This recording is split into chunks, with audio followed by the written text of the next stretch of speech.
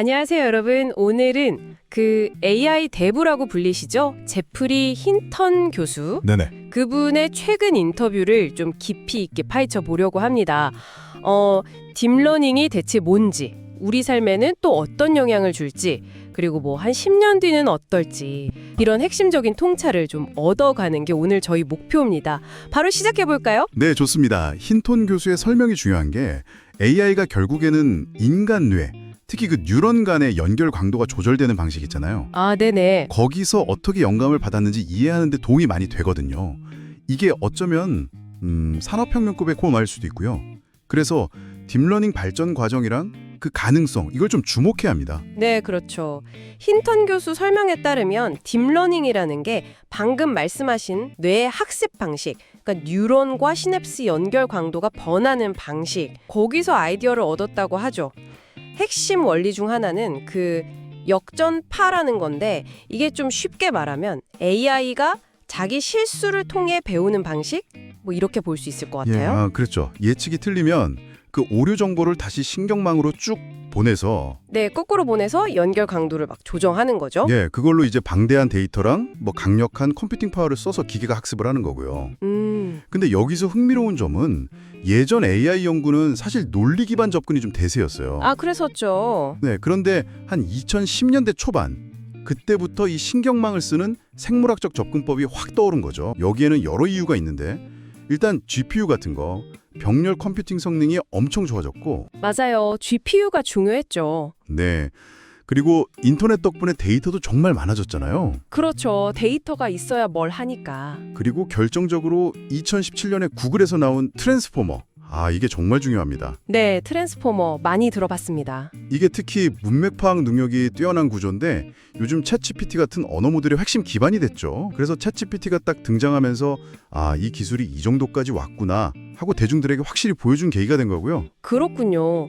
긍정적인 면을 좀 보면 힌턴 교수는 특히 의료 분야에서 잠재력이 아주 크다고 보더라고요. 네, 맞아요. 의료 쪽이요. 희귀병 진단 같은 경우에 현재 의사 선생님들 정확도가 한 40% 정도래요. 네. 근데 AI는 50%. 그런데 놀라운 건 의사랑 AI가 협력하면 60%까지 올라간다는 거예요. 60%요? 네. 그러니까 이게 단순히 AI가 의사를 대체한다 이런 개념이 아니라 초기에는 서로 시너리를 내는 거죠. 더 좋은 결과를 만드는 협력 관계. 이게 중요하다는 통찰인 것 같아요. 그렇군요. 협력. 네. 그리고 뭐 의료 영상 판독 능력도 좋아지면 오진으로 인한 사망 같은 것도 줄일 수 있을 거고요. 교육 쪽에서도 기대가 크더라고요. 개인 맞춤형 AI 튜터가 나오면 학습 속도를 2배로 높일 수 있다, 뭐 이런 전망도 하고요. 2배나요? 대단하네요. 네. 그리고 산업 현장에서는 이미 효율성이 막 증명되고 있어요. 어떤 광산 회사가 데이터 포인트가 10억 개나 되는 걸 AI로 분석했더니 예전에 컨설팅 회사가 3주 걸려서 만들던 보고서를 단 4초 만에 얻었다는 거예요. 4초요? 네. 3주 걸리던 걸? 네. AI가 얼마나 방대한 데이터를 효율적으로 다루는지 딱 보여주는 사례죠.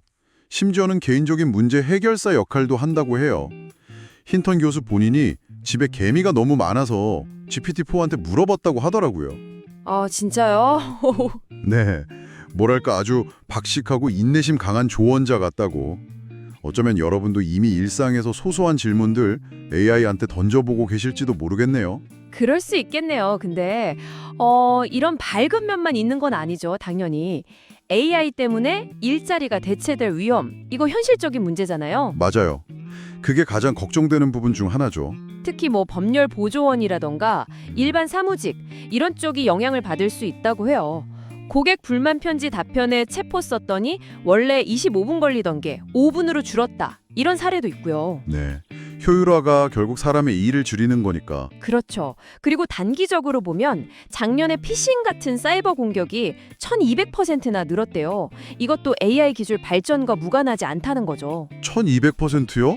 엄청나네요. 네, 그리고 생물학 무기 개발 같은 것도 더 쉬워질 수 있다는 우려도 제기하고요. 그건 정말 위험한데요. 중기적으로 보면 대량 실험 문제랑 자율살상 무기 경쟁, 이걸 걱정하더라고요. 자율살상 무기요? 네, 지금 각국에서 AI 규제 논의는 하는데 군사적인 목적은 자꾸 예외로 두려는 경향이 있잖아요. 맞아요. 항상 그게 문제죠. 이게 진짜 심각한 문제로 이어질 수 있다는 거죠. 그리고 더 장기적으로는 AI가 결국 인간지능을 넘어서서 통제가 안 되는 상황. 실존적인 위험? 네, 바로 그 실존적 위험을 경고합니다. 힌턴 교수 본인도 우리보다 더 똑똑한 존재를 과연 우리가 통제할 수 있을까? 여기에 대해서 아주 회의적이더라고요. 그리고 AI가 가끔 잘못된 정보를 진짜처럼 말하는 거 있잖아요. 환각 현상. 아, 네. 할루시네이션 들어봤어요. 틀린 내용인데 아주 자신감 있게 말하는 거요. 네, 맞아요. 이게 뭐 인간의 작화증이랑 비슷하긴 한데 그 위험성을 그냥 가볍게 볼 건 아니라고 지적합니다. 그렇군요. 그럼 미래는 어떻게 전망할까요? 그 부분에 대해서 힌턴 교수는 극도의 불확실성을 이야기해요. 생각해보면 10년 전에는 지금 우리가 쓰는 이런 챗봇 상상도 못했잖아요. 그것처럼 앞으로 10년 후에도 우리가 상상하기 어려운 엄청난 변화가 있을 거라는 거죠. 과거에 신경망 연구가 막 회의론에 부딪혔을 때도 있었는데 결국 이렇게 세상을 놀라게 한 것처럼요. 앞으로도 AI는 계속 발전할 거다 이렇게 보는 거죠.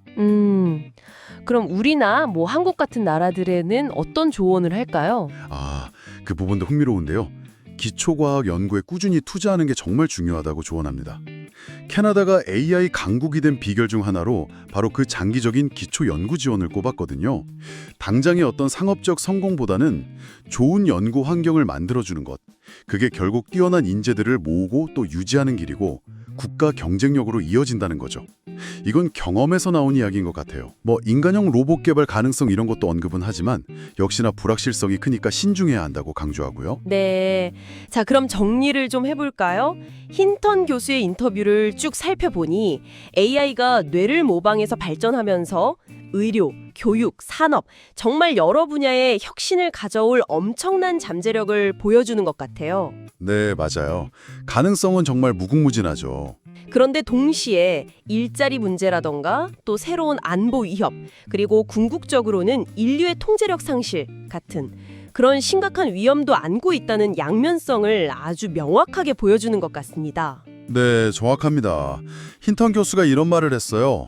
산업혁명이 인간의 물리적인 힘의 가치를 크게 바꿔놓지 않았습니까? 네, 그랬죠. 그것처럼 AI 혁명은 인간의 지적 능력의 가치를 근본적으로 변화시킬 거라는 거죠. 아, 지적 능력의 가치 변화. 네, 만약에 미래 사회에서 인간의 지능 자체가 뭐 과거의 육체 노동처럼 상대적으로 덜 중요해진다면 과연 그 사회에서 우리 인간의 역할 또 존재 이유는 무엇이 될까요?